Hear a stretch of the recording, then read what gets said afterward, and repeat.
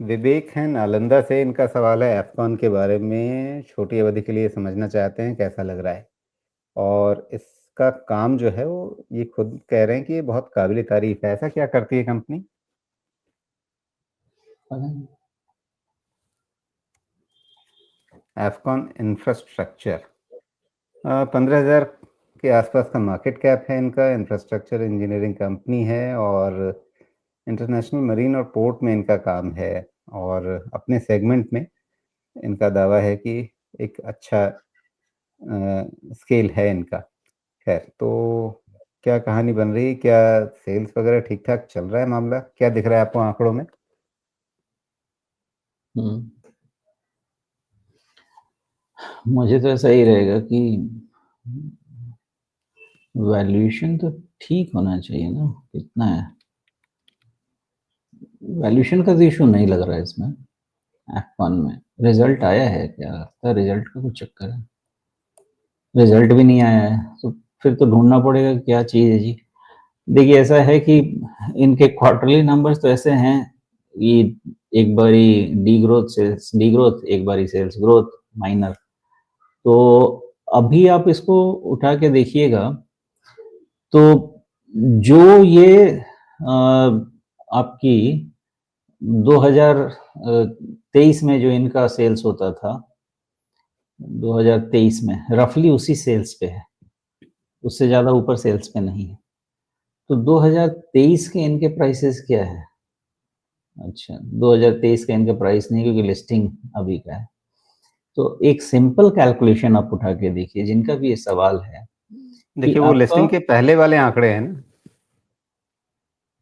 Listing के compare ठीक पहले करने के वाले लिए आँकड़े हैं। तो जो सामने है वही उठाऊँगा मैं और सामने जी। उठा के मुझे ये दिख रहा है कि अगर उस सेल्स पे मेरा जो वैल्यूएशन मिलता था, अगर मेरा सेल्स वहीं अटका हुआ है, चलिए ऑपरेशनल एफिशिएंसी बढ़ा के मैंने थोड़ा बहुत प्रॉफिट को 10% बेटर कर लिया है। तो चलिए जी। 10% प्राइस बेटर कर लीजिए, है ना? नहीं, ये समझ में आ रहा है कि 2022-23 के जो आपको आँकड़े दिख रहे हैं, वो आँकड़े आईपीओ बेचने के लिए थे। हाँ, लेकिन उससे तो अच्छा ही इनका नंबर है अभी, मतलब 2022 वाले से तो नंबर अच्छा ही है। 2023 पे जहाँ नंबर आके अटका था, वहीं अटक गया है। नहीं, नहीं तो वो इसलिए कि 2022-23 का जो आंकड़ा था, जब आप अपना आरएचपी ला करके बाज़ार में आए, उस समय यही 22-23 वाले नंबर ही 12,637 करोड़ रुपए की सेल दिखा करके ही आईपीओ बेचा ना? Fair point, fair point. और आज भी वहीं पे है सेल्स में, कुछ खास ग्रोथ तो लेके नहीं आ पाए। तो फिर आपको लिस्टिंग के बाद लिस्टिंग से ऊपर का वैल्यूएशन मिलना भी तो ठीक चीज़ नहीं है, प्राइस मिलना भी तो ठीक चीज़ नहीं है। ज़्यादा से ज़्यादा आप बेनिफिट ऑफ डाउट किस चीज़ का दिया जा सकता है कि आपने थोड़ी प्रॉफिटेबिलिटी थोड़ी-सी अपनी बेहतर की है, वो तो दिख रहा है। अगर वो थोड़ा की है, मार्जिन बढ़ गया। थोड़ा-सा बढ़ाया है, तो उसका बस बेनिफिट ऑफ डाउट हाँ, दे लेकिन दीजिए। देयरफॉर वो व्हाट मार्जिन भी इट देखिए, मीन्स अगर आप एनुअल नंबर्स में देखिए, तो वही 11% है जो आपने 22-23 में दिखा करके आईपीओ बेचा है। To cut the long story short, जो था वही रहना चाहिए। तो 400 के आसपास का भाव था, 400 के आसपास का भाव रहना चाहिए, उससे ज़्यादा कंपनी ने कुछ किया नहीं।